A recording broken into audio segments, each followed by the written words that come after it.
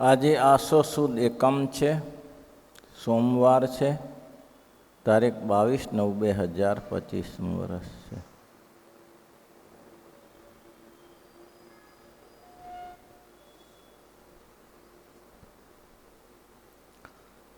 સંપ્રદાયમાં મેં કીધું તેમ આ વેતનામત સુપ્રસિદ્ધ છે. લોયાનું ત્રીજું ભગવદાનંદ અને શિવાનંદ સ્વામીના પ્રશ્ન છે. જેને ભગવાન અને સંતનો જેને મહાત્મા જ્ઞાન સહિત નિશ્ચય હોય તેના શું લક્ષણ છે? મહાત્મા જ્ઞાન સહિત લક્ષણ હોય તેના શું લક્ષણ? શ્રીજી મહારાજ બોલ્યા છે, જેને ભગવાનનો અને સંતનો મહાત્મા જ્ઞાન સહિત નિશ્ચય હોય તેથી ભગવાનને અર્થે અને સંતને અર્થે શું ના થાય? ભાઈ શું ના થાય? કુરબાન કરી દે. આપણે જાણીએ છીએ કે માચાસુરા, મામૈયા, બલલિયા એ બધા કહ્યું તો શું ન થયું? આવા મોટા દરબારો 2-5 ગામના ધણી હતા, પણ જ્યારે શ્રીજી મહારાજનો કાગળ આવ્યો ત્યારે કોઈ જોવા ન રહ્યા. ઘરબારનો ત્યાગ કરીને, અરે મહારાજે એમ કહ્યું હતું કે તમે જ્યાં ઊભા હો, બેઠા હો તો ઊભા થઈ જાઓ, ઊભા હો તો ચાલતા થઈ જાજો. પછી વ્યવહાર સામે કેટલાક તો કંઈક પ્રવૃત્તિ કરતા હતા, કેટલાક તો કંઈક પ્રવૃત્તિ કરતા હતા, કોઈ પ્રવૃત્તિ જોવા રહ્યા નહીં. આપણે આ દર્પણ છે, આરીસો પોતાનું મોઢું દેખાડે. આરીસામાં જેવું હોય તેવું મોઢું દેખાય. તેમાં આપણે ક્યાં સુધી પહોંચ્યા છીએ? આપણે મહાત્મા જ્ઞાને સહિત ભગવાન અને ભગવાનના સંતનો નિશ્ચય છે કે નથી એ આપણે વિચારી લેવું આના ઉપરથી. શું ના થયું? આટલા 18 પરમહંસો કાલે દર્શન કરીને આવ્યા અમે લોકો. 18 પરમહંસોએ ઘરબાર છોડીને એક પુરુષોત્તમને રીઝાવાને માટે કેવો નિશ્ચય હશે? અને એટલા જ માટે વચનામતમાં મહારાજ કહે છે કે આગળ બેસતા હોય ને જે ઘડીએ આપણે કહીએ કે તમારે પરમહંસ દીક્ષા સ્વીકારવાની છે ત્યારે કહે મહારાજ સારું, હું તૈયાર છું. અને નિષ્કુળાનંદ સ્વામી જેવા સંતોએ કરી બતાવ્યું આ ધોઈમાં કે મહારાજ આપની જે આજ્ઞા હોય તો મહારાજ કે પહેરી લો સફેદ ભગવો વસ્ત્ર. ત્યારે પહેરી લીધા. એક ક્ષણની વાર લાગી, વિચાર કરવા લાગ્યા, ઉપર મારા જરા ઘરે વાત કરી દઉં કે હું આ દીક્ષા લઉં છું. અને ઘરે વાત કરવા રહ્યા એ કોઈ દિવસ પાછા ના આવ્યા. આ માર્ગ જ એવો છે, ઘરને પૂછવા ગયા એ પાછા કોઈ દિવસ ના આવે. જ્યાં તો જ્યારે વિરહે ત્યારે પ્રવજે, જ્યારે વિરહ થાય એમ થાય ભગવાનનો ત્યારે ઘર છોડીને રવાના થઈ જાય. જેટલા અનાદિકાળથી જુઓ ઘરે રજા લેવા ગયા નથી. રામાનંદ સ્વામી 8 વર્ષની ઉંમર હોય કે 10 વર્ષની ઉંમર હોય, પણ અજય વિપ્રને સુમતિ થકી રજા લઈ લીધી કે તમે રોક્યો તમારો નહીં રહું, મારે જાવું છે જરૂર. રોક્યો તમારો નહીં રોકું. હવે તમે મને રોકશો તો મારાથી રોકાવાશે નહીં. રહો પુત્ર રસોઈ કરું, જમીને જાવો મારા તાત. માં મૂર્છિત થઈ, મૂર્છામાંથી ઉઠી, પણ છતાંય દયા ના આવી. આ માર્ગ દયાનો જ નથી. આ માર્ગમાં દયા ખાઈએ એવું કંઈ છે જ નહીં. રસોઈ તો સારું, એટલું જ તમારું વચન માનીશું. રસોઈ કરી જમાડીને પુત્રને વિદાયગીરી લીધી. આ રામાનંદ સ્વામી. સતાનંદ સ્વામીએ કહ્યું મારે જવું છે જરૂર. 8 વર્ષની ઉંમરે સંઘમાં ચાલી નીકળ્યા. હવે ક્યાં જશે ને ક્યારે પાછા આવશે કોઈ કલ્પના ખરી? નહીં. મહાત્મા જ્ઞાને સહિત ભગવાન અને સંતનો નિશ્ચય હોય તે ભગવાનને અર્થે ને સંતને અર્થે શું ના કરી શકે? ધારે કરી શકે. જુઓ ને કે પરણેલી સ્ત્રીનો ત્યાગ કરીને નીકળી જાય છે તો પુરુષ છે, સ્ત્રી છે, એ પરણેલા પતિનો ત્યાગ કરીને નીકળી જાય છે, ઘરબારનો ત્યાગ કરીને નીકળી જાય છે. કાલે ઇતિહાસ લખ્યો તો નરસિંહાનંદ સ્વામીનો વાંચ્યો. તે નરસિંહાનંદ સ્વામી અજીતસિંહ બાપુ એ ગોંડા જિલ્લાનું રાજ્ય છોડી નીકળી ગયા. વાર લાગી કે બસ ભગવાન ભજી લેવા છે. મનુષ્ય જન્મ મળ્યો અતિ મોટો, ખોટો જાણી ખોયો. મનુષ્ય જન્મ મળ્યો અતિ મોટો ખોટો. મનુષ્ય જન્મની કોઈ કલ્પના થઈ શકે એવી નથી. આ જગતમાં બધેની મૂલ્યાંકન થશે, મનુષ્ય જન્મનું મૂલ્યાંકન નહીં થાય એવો મનુષ્યનો જન્મ ઉત્તમ મળ્યો છે, કારણ કે ભજન મનુષ્ય જન્મથી થાય છે.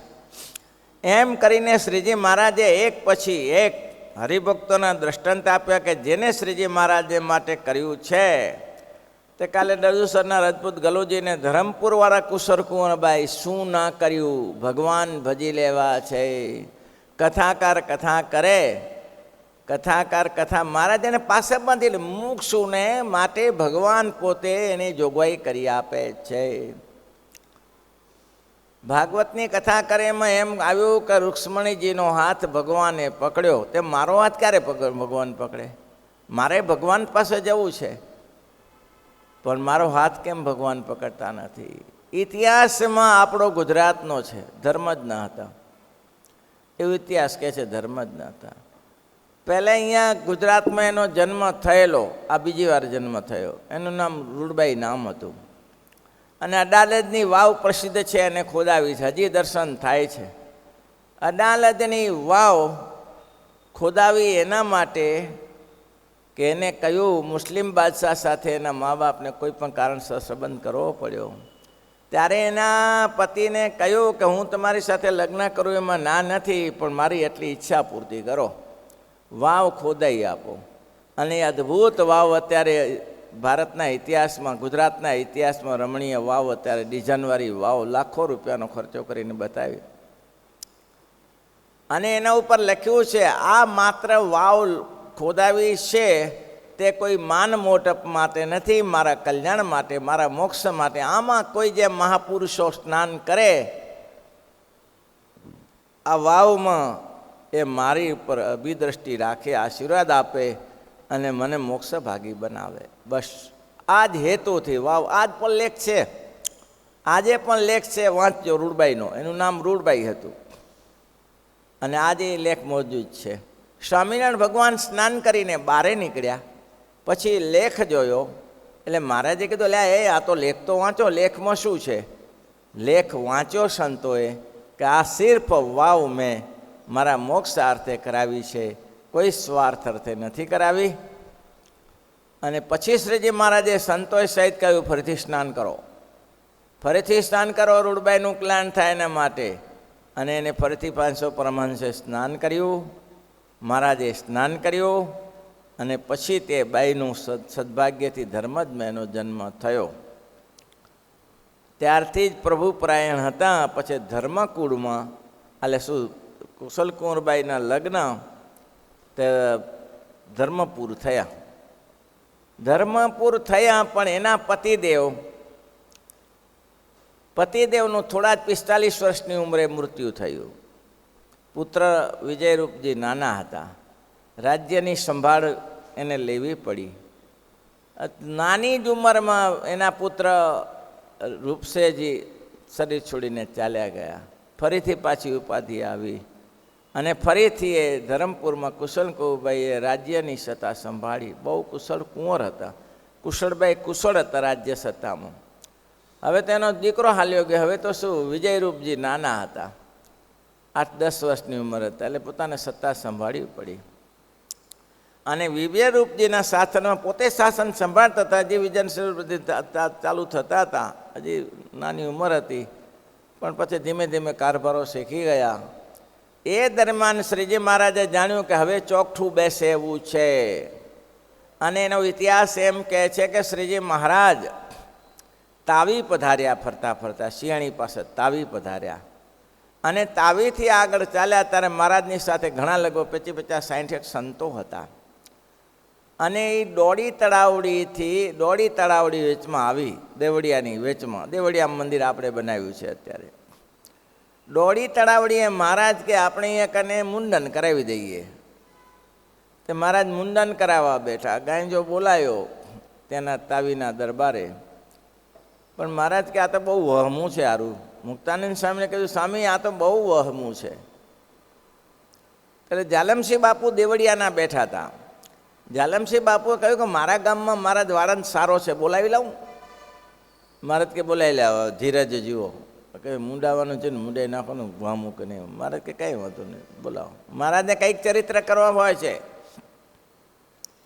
એટલે મહારાજે તરત હજામત બંધ રાખી અને પેલા જાલમસિંહ બાપુ ઘોડા ઉપર વાળંદની ભાની લઈ, હજામત કરવાની ભાની હોય ને એ લઈને પોતે આવ્યા ખંભે લટકાવીને. ત્યારે મહારાજે કીધું, જુઓ દેખાય છે કાંઈ? પોતે રાજા છે, 5 ગામના ધણી, એને કાંઈ પડી છે ખંભા ઉપર ભાની? મહારાજ કહે, અરે જાલમસિંહ બાપુ તમે તો વાળંદ જેવા લાગો. વાળંદ જ છું મહારાજ, આપનો વાળંદ છું. દુનિયાનો રાજા હઈશ પણ આપનો તો વાળંદ છું મહારાજ, આપનું સર્વસ્વ છે. મહારાજ કે આવું નિર્માનીપણું જાલમસિંહ બાપુનું મહારાજ જોયું. મહારાજ રાજી થયા અને મહારાજ પછી જાલમસિંહ બાપુ લાવેલા વાળંદની પાસે મુંડન કરાવવા લાગ્યા. તે ઘડીએ મુક્તાનંદ સ્વામી પૂછ્યું, મહારાજ આ કેવું છે? મહારાજ કે પહેલાંમાં જીવનો જોખમ હતો, આમાં દેહનો જોખમ છે. લાંબો ફેર નથી. પહેલાંમાં જીવનો જોખમ, આમના દેહનો જોખમ છે. તે દરમિયાન નિર્વિકલ્પાનંદ સ્વામી, તે દરમિયાન પરમ ચૈતન્યાનંદ સ્વામીને પૂર્ણાનંદ આવ્યા. પૂર્ણાનંદ આવ્યા એટલે બંને સંતો આવ્યા. મહારાજને કેટલા કાર્ય કરવાનો હોય તમને ખબર ના પડે. હું જાણું લો કડિયા રે કાલ, બોલો હું જાણું લો કડી. લોક કહે છે મને કાલી રે, લોક કહે છે મને કાલી, થઈ મતવાલી કાનુડા કેણે ચાલી રે, થઈ મતવાલી. લોક કાલડા કહે છે કે આ કાલા બધા ભેગા થયા છે. ભગવાન શ્રી હજામત કરાવે છે એની રીતને કોઈક જાણી શકે. ત્યાં જ પૂર્ણાનંદ આવ્યા અને પરમ ચૈતન્યાનંદ સ્વામી નવા સાધુ નહોતા, રામાનંદ સ્વામીના શિષ્ય હતા. કેટલું રહ્યા હશે? 20 વર્ષ રામાનંદ સ્વામી સાથે રહ્યા. પૂર્ણાનંદ તો નવા હતા. હવા મોટા સંતો. હવે એને શું ભૂલ કરી? મુક્તાનંદ સ્વામી એ રામાનંદ સ્વામીના શિષ્ય જ ને. મુક્તાનંદ સ્વામી જમીન ઉપર બેઠા હતા, હજામત કરતી હતી મહારાજની આગળ, દર્શન કરવા બેઠેલા. સંતોએ તો મહારાજના દર્શન કેવા, દરેક ક્રિયામાં દર્શન કરે છે. મહારાજની એક એક લીલા અલૌકિક છે, એમાં માઇક ભાવ કોઈ આવતો જ નથી. દર્શન કરવા બેઠેલા તે દરમિયાન આ પરમ ચૈતન્યાનંદ પૂર્ણાનંદ આવ્યા એટલે ધાબડી પાથરીને બેઠા. મહારાજ કે ઓહો, અમારા ગુરુ મુક્તાનંદ સ્વામી નીચે બેઠા, એ ધૂળમાં બેઠા ને આ જોયું કોઈ એક. મહારાજ કે સભાને કે એ ભાઈઓ, મહારાજના આ લોકોની અલૌકિકતા હતી કે આપણે કોઈ મુંડન કરાવતા હોય તો આપણી ચારે બાજુ બેસે કોઈ લોકો. હું બેસીને કરે છું? વાલ લેવાના છે, વાલ લઈ જવાના છે. પછી એના વાળે મહત્વના હતા એટલે ચારે બાજુ સંતો બેઠા હતા. એ સભા થઈ ગઈ. લ્યો એની મહારાજની સભા જુઓ, ત્યાં સભા થઈ ગઈ. બધા સંતો ચારે બાજુ બેસી ગયા. મહારાજનું મુંડન થાય છે. દયાળુ હોય ને નહીં તો એમ કે ને મુંડન થાય ત્યારે હું મુડાવવાનું? તમારે જાઓ ને એક બાજુ બેસો ને. બોલો, અહીંયા ઉનાવા આવ્યા. તે ઉનાવામાં રામદાસભાઈ રામજી ભગત બહુ સારા સત્સંગી. તે હવે મહારાજના આવવાના સમાચાર મળ્યા એટલે આમે લોકો દોડાદોડી કરતા હતા. હજારોનો ટોળા ભેગા મળી જતા હતા. તે મહારાજને ત્યાં સ્નાન કરવું હતું. તે મહારાજને પેલા રામજી ભગત કે સ્વામી મારા અંદર સ્નાન કરી લો, બારે તો લોકો ઘણા છે, અંદર સ્નાન કરી લો. દયાળુ કેવા છે. તો પછી આ શું કરવા આવ્યા છે?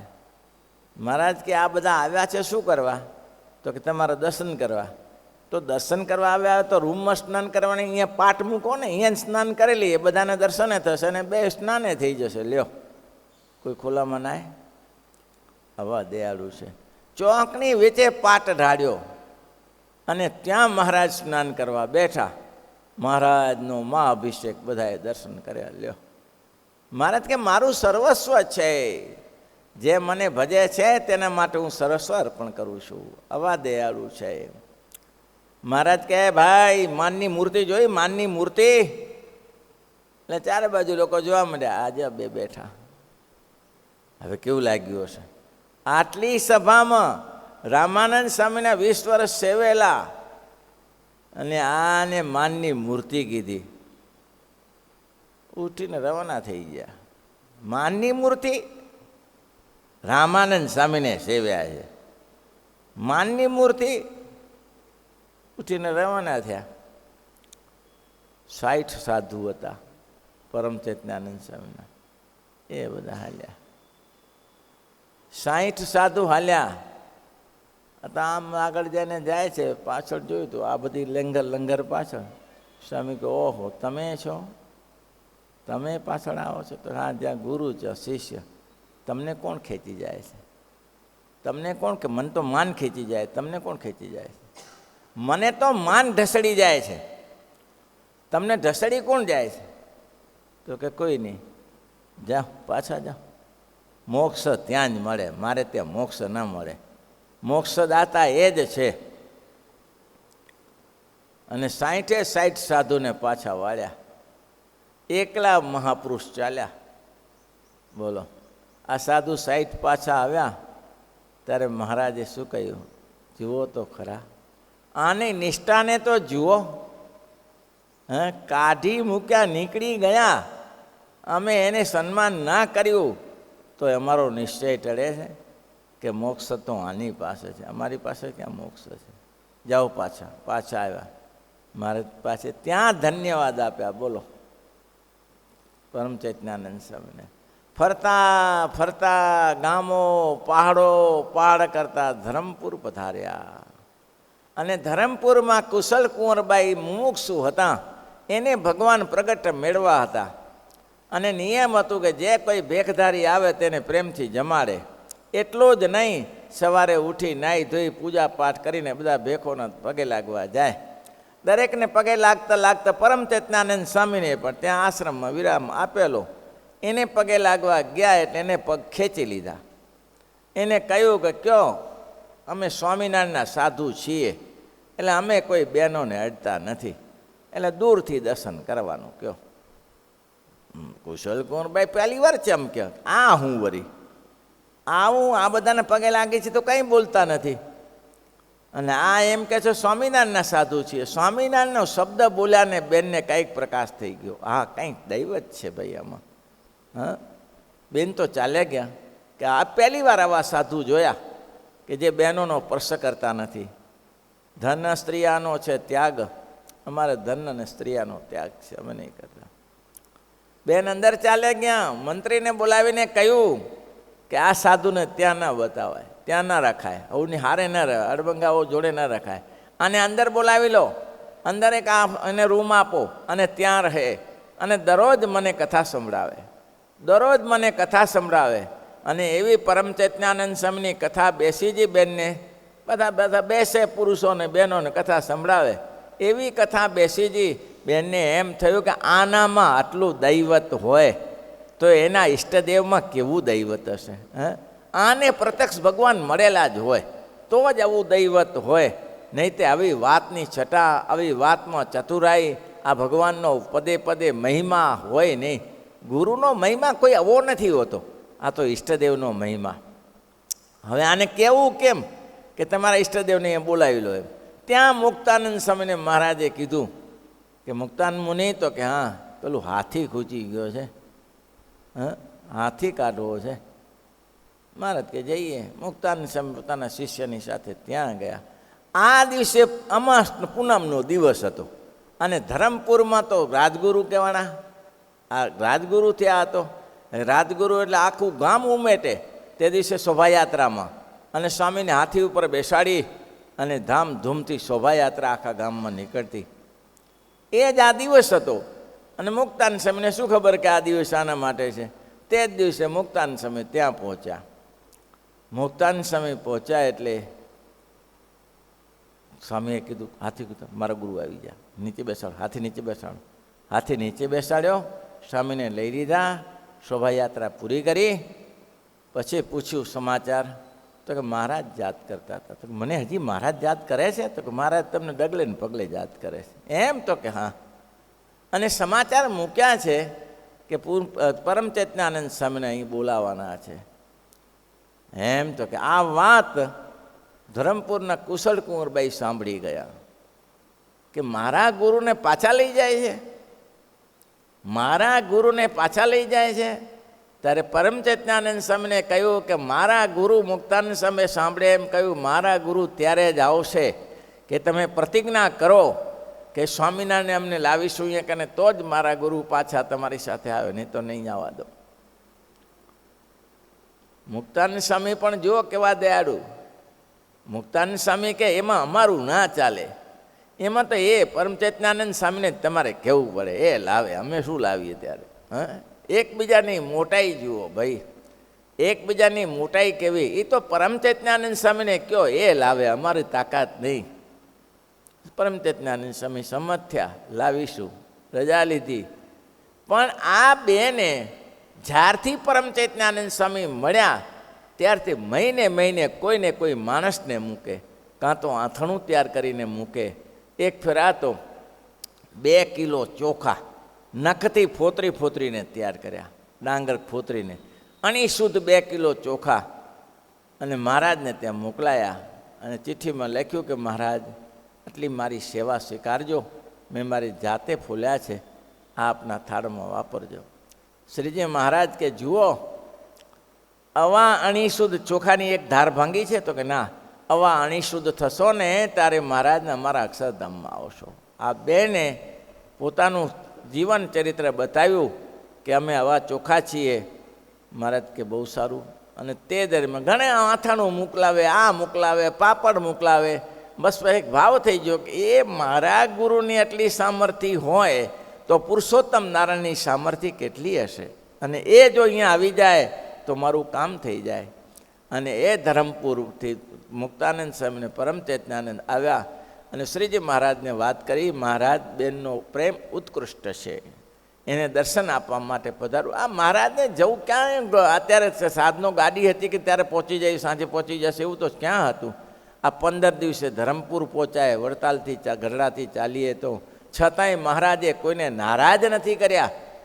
બોલો, સિયાજીરાવ સરકારે 5 વર્ષ ભાવ સ્તુતિ કરી પણ એક દિવસ એનો ભાવ પૂર્યો છે. આવા ભગવાન દયાળુ છે. એકેનો ભાવ છે ત્યાં ભાવનગર વજેશી દરબારનો ભાવ પૂરો કરવા ગયા છે. જ્યાં કોઈ ભક્ત મળે અને એને જો ઉત્કૃષ્ટ પ્રેમ હોય તો મારા પ્રભુ કોઈને ના નતા પાડતા, કે એની ભાવના છે ને આપણે જતાવીએ. એક જતા નાનબાઈ છે ત્યાં આપણે ભીમો પેલા રાઘવાનંદને ત્યાં મહારાજ એને તરત ચાલી નીકળ્યા. એની બેનનો બિચારાનો ભાવ છે ને, ચાલો કાલની શુક્ર આજે જ નીકળી જઈએ. આવા દયાળુ છે સ્વામિનારાયણ ભગવાન. પછી શ્રીજી મહારાજે સમય જતાં નક્કી કર્યું કે હવે આપણે સમય થઈ ચૂક્યો છે. કુશળકુંવરબાઈ કદાચ અને આપણે નહીં જઈએ તો દેહ નહીં રાખે, અને આપણે જવું જરૂરી છે. શ્રીપતિમ શ્રી